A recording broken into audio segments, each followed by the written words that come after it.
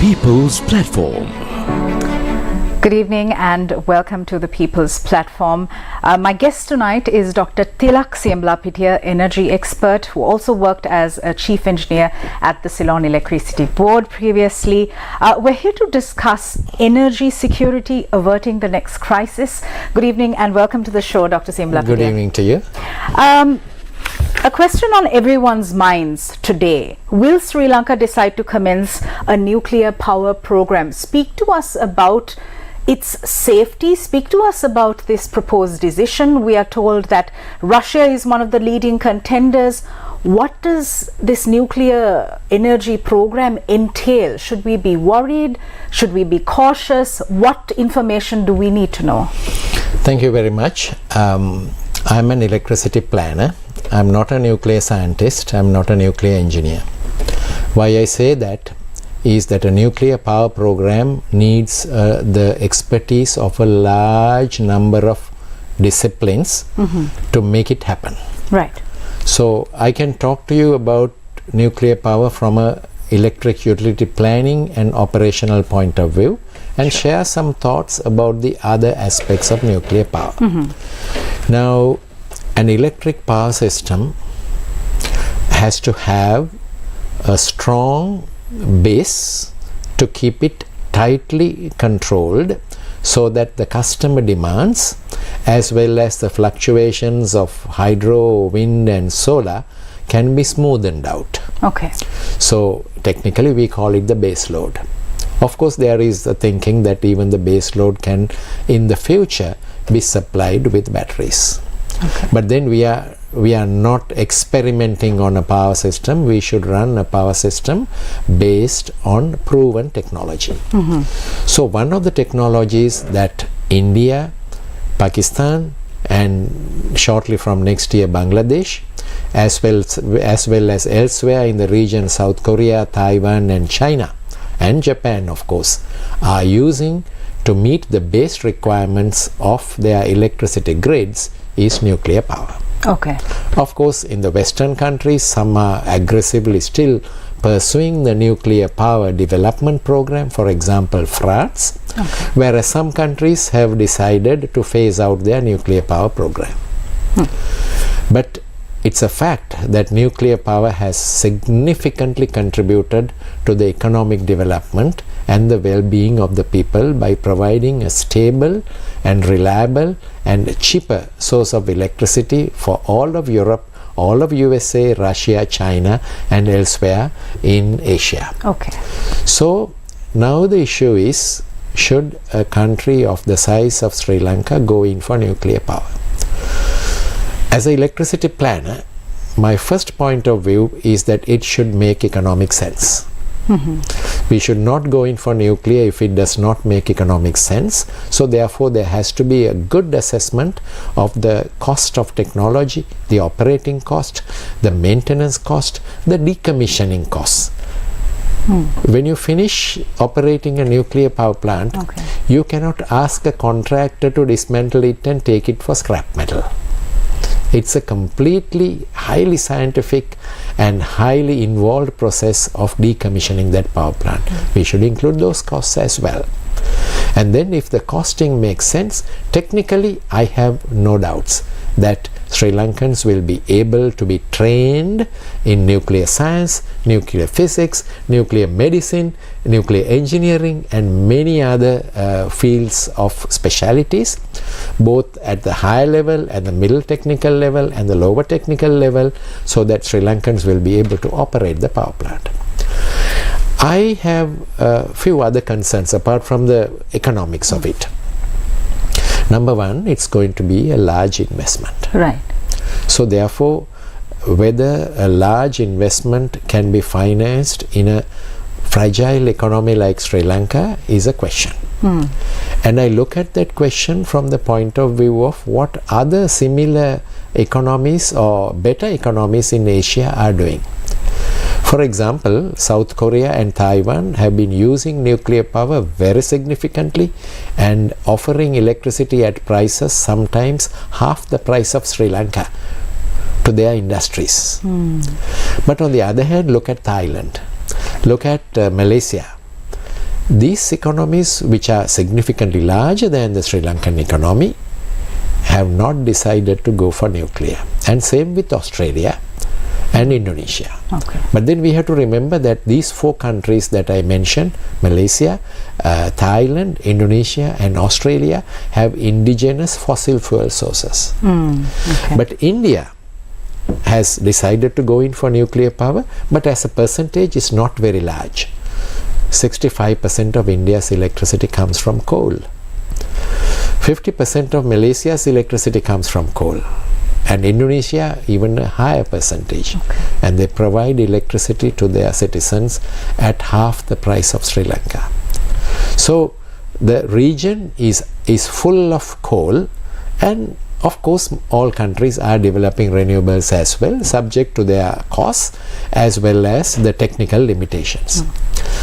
Bangladesh is an outstanding country in the region who decided to go in for a nuclear power program, and the first and the second reactors are under construction, and it is expected that they will start using nuclear power from next year. Right. So the second question is, as I said, the size of the economy and would we be able to withstand and get it financed. So what I say is that all these things will have to be studied, Sure. right? Studied, and case studies have to be developed. Sri Lanka should do these case studies. Number 3, about the safety. Of course, many people fear that Sri Lanka may not be able to operate it safely, or some other disaster might happen, maybe a sabotage, and there could be a nuclear explosion. There was a seminar this morning at the Sri Lanka Association for the Advancement of Science, and we were reminded by the nuclear scientists in this country, there are a few, it's not that we have 0, there are a few, that there have been only 3 accidents in nuclear power plants in this world. One is in 3 Mile Island in USA. Nobody was affected, and there was no contamination, but the power plant was decommissioned immediately after the accident. Right. The second one was Chernobyl, 1986, massive damage, massive loss of life, and an impact right across Russia and Europe. Fukushima 10 years ago in Japan, as a result of an earthquake and a tsunami, complete decommissioning of the power plant and massive damages. So what we see is that all these countries, now you might be thinking that the Japanese must be crying and shutting down all their nuclear power plants. No, Japan is not crying. Russia is not crying, saying that we will stop our nuclear program because we got one wrong. No, all of them have considered that as a lesson and made their nuclear power plants even safer than what they were before. Okay.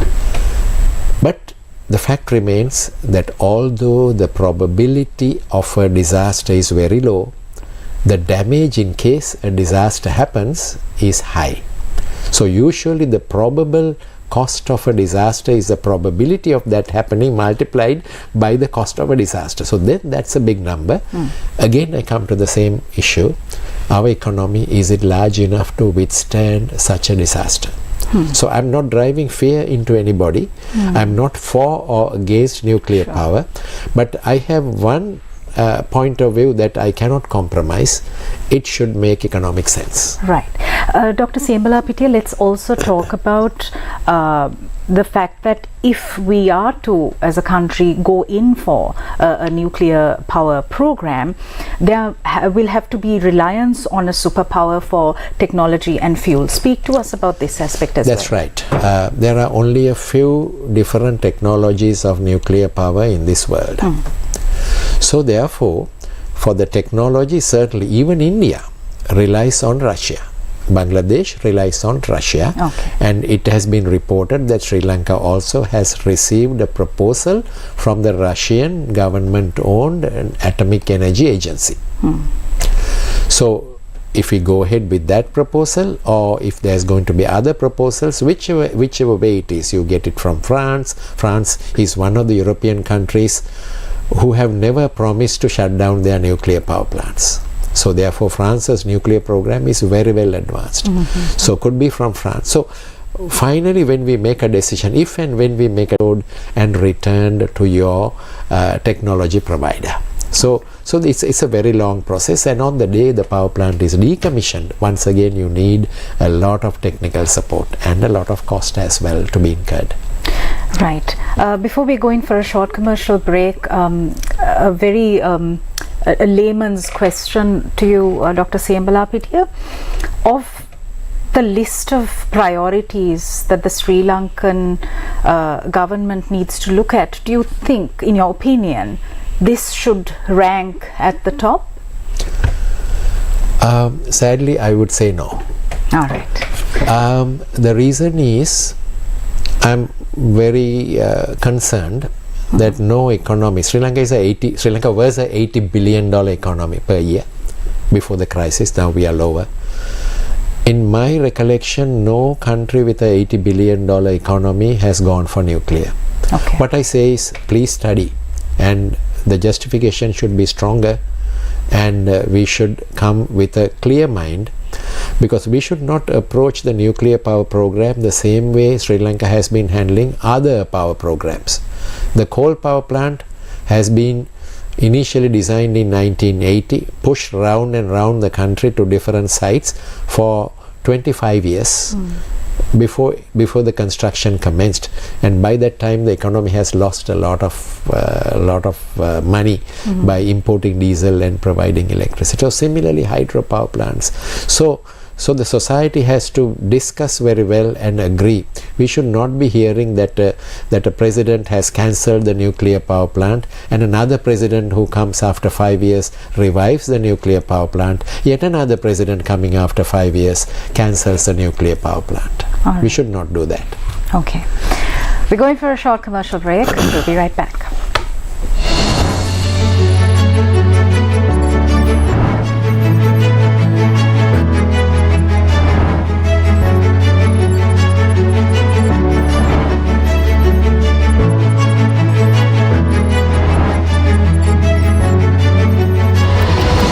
The People's Platform.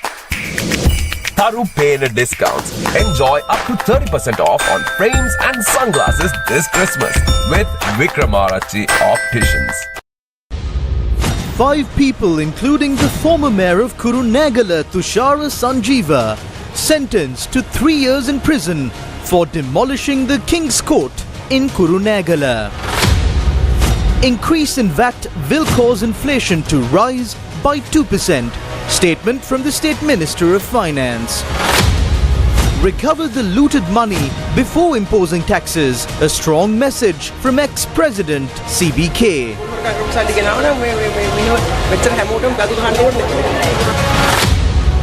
Opposition leader points out many issues with the proposed solar power project. ඇත්තටම මේ solar panel එක ආයු කාලය අවුරුදු 25. හැබැයි ව්‍යාපෘතියේ ආයු කාලය මේගොල්ලෝ ඉල්ලනවා අවුරුදු 35. ඇයි මේ වැඩිපුර අවුරුදු 10ක් ඉල්ලන්නේ?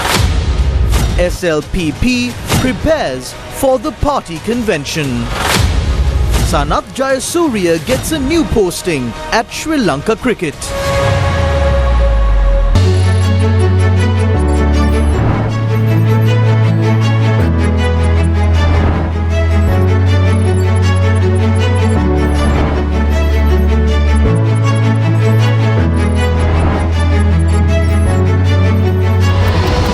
The People's Platform.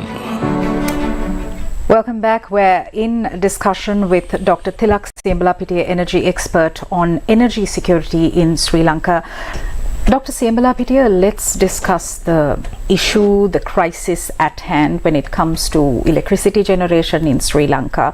We have the key players, the Ministry of Power, the CEB, the PUCSL, the very powerful trade unions.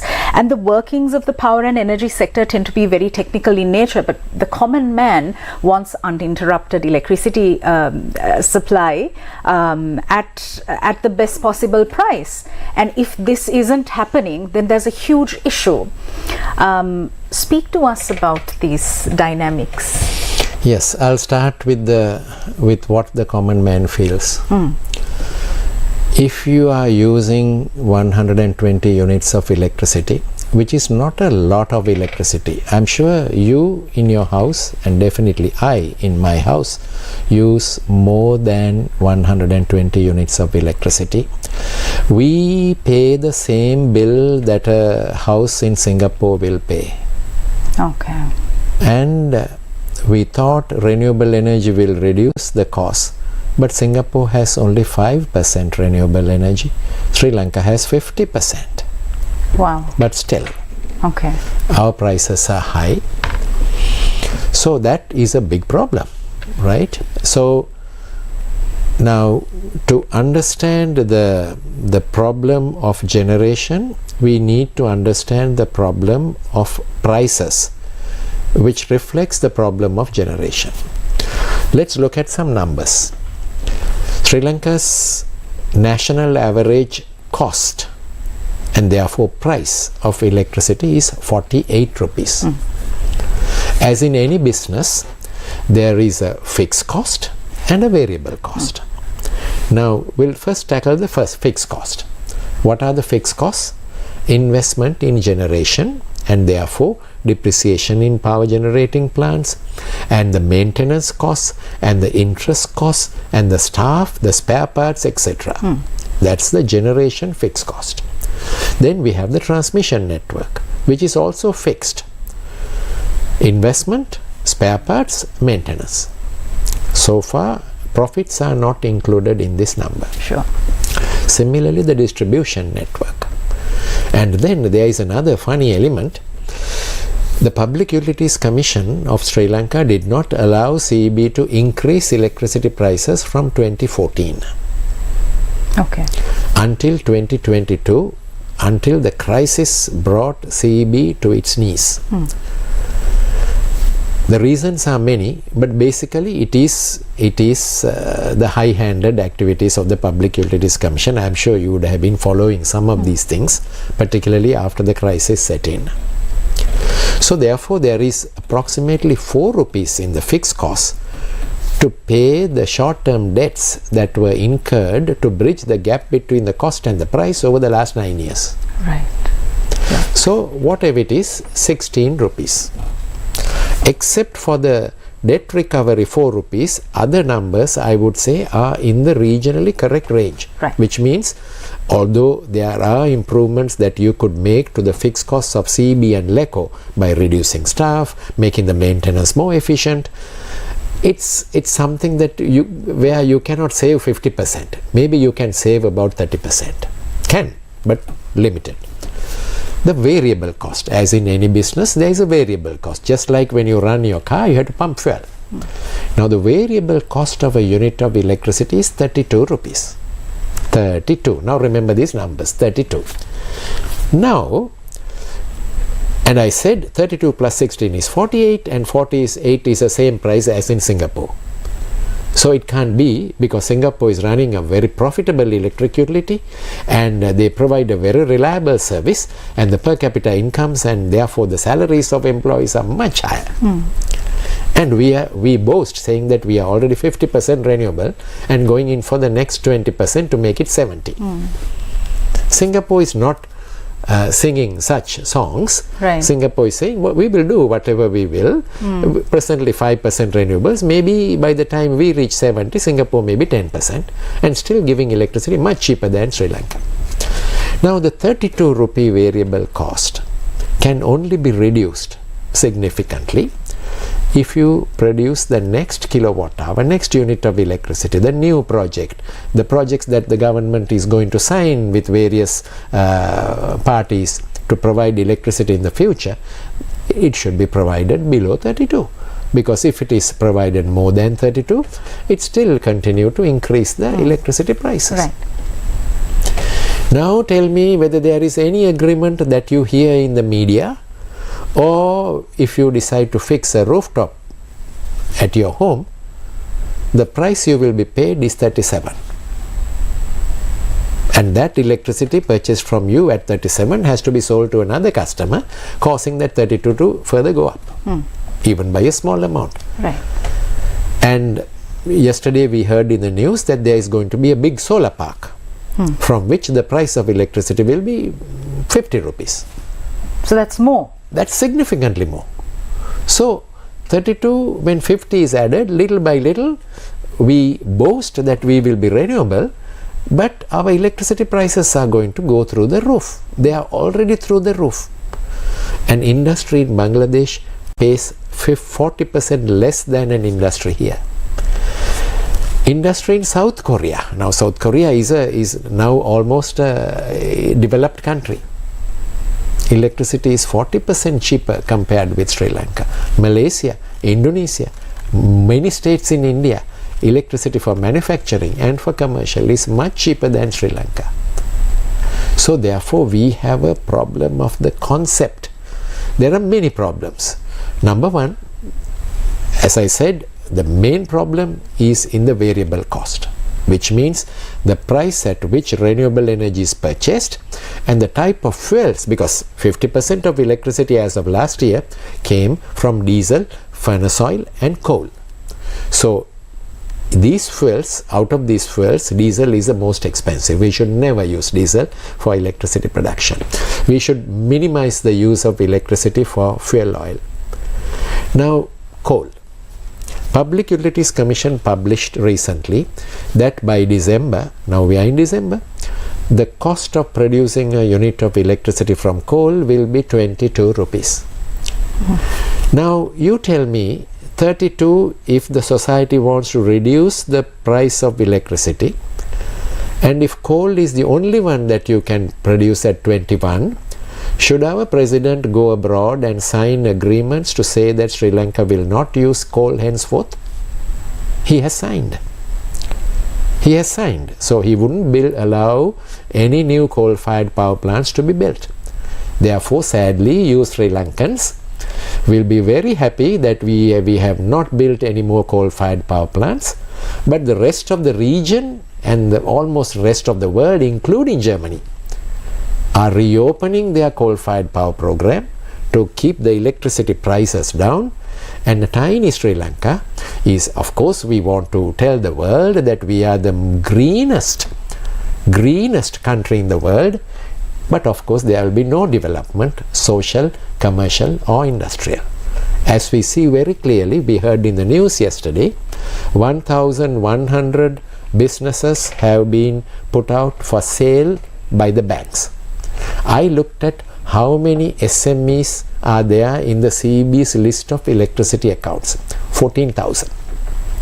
So the inference is that out of the 14,000 SMEs, about 1,000 have definitely gone bankrupt because their assets are now being taken over by the banks. There may be many others who have stopped operations, but still they are not bankrupt as yet. So therefore our manufacturing industry and businesses are down.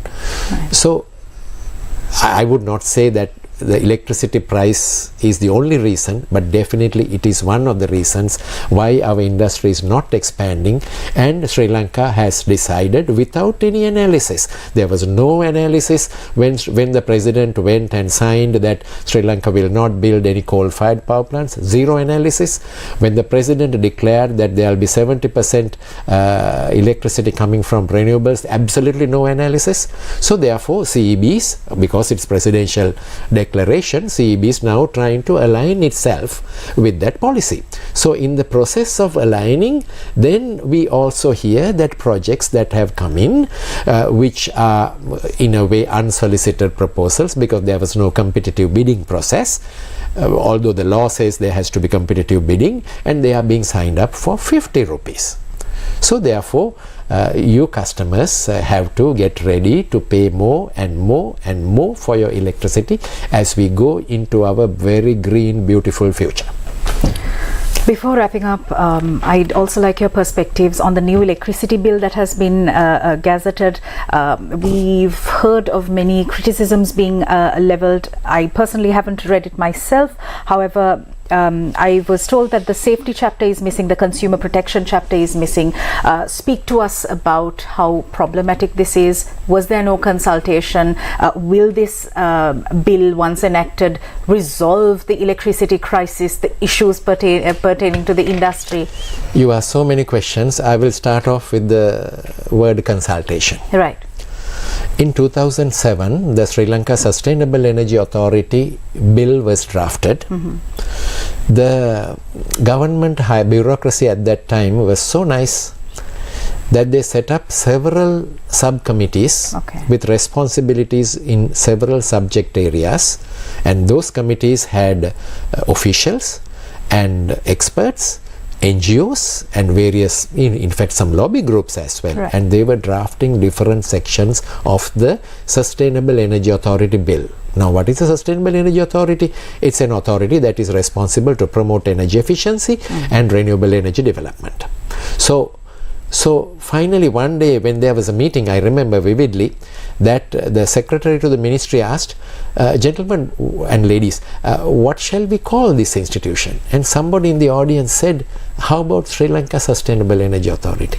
So even the name of the institution was proposed by literally a member of the public. I remember the person, of course he's a knowledgeable person.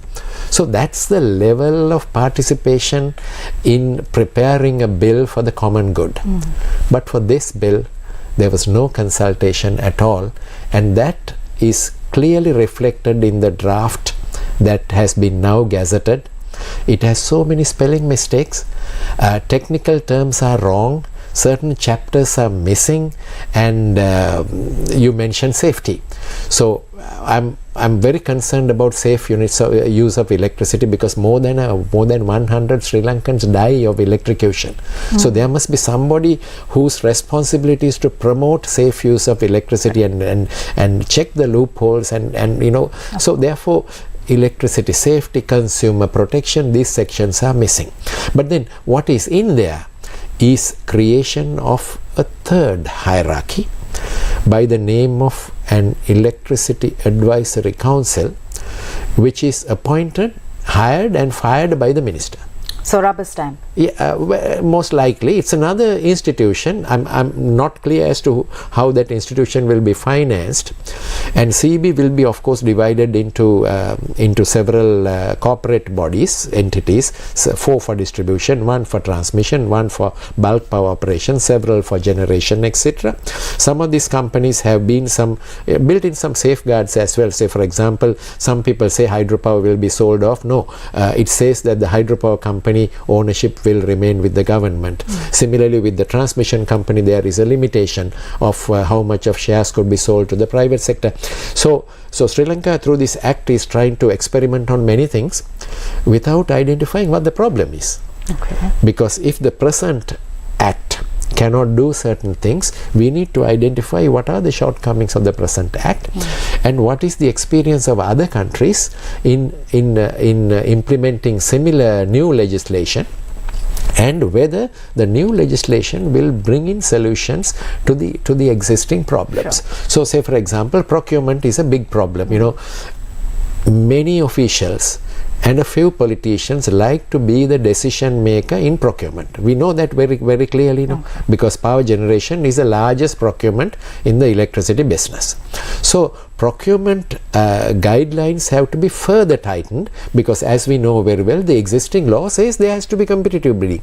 But there are so many projects that are being floated around because Colombo is full of project promoters. You see, it's given the size of the city, I'm sure there are about 15 to 20 project promoters who are chasing behind various power generation projects with various politicians and officials on any given day. So but technically it can't be.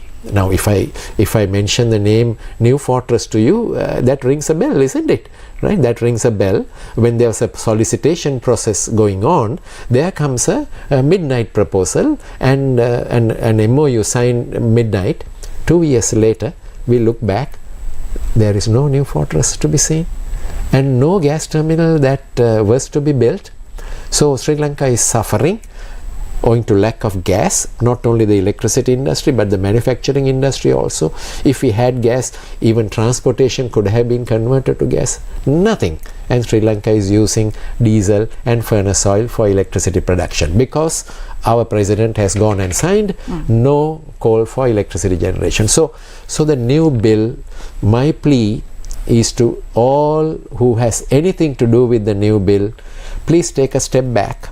because the bill when it becomes an act, it cannot be changed very easily. So take some time and give good thought and redraft it or rewrite it so that it has a larger I would say participation in its implementation. Because Sustainable Energy Authority Act, when I see it, I also personally feel, oh, I was there when it was drafted, so I must support that institution and its implementation. So like that, create a group of people and officials and international agencies that support the bill and thereby the act during its implementation. All right, fabulous. Thank you very much, Dr. Tilak Siyambalapitiya, for simplifying this discourse. This was very comprehensive and very interesting. Thank you so much. I'm glad. Thank you very much. Thank you for watching us. We'll see you again tomorrow. Good night.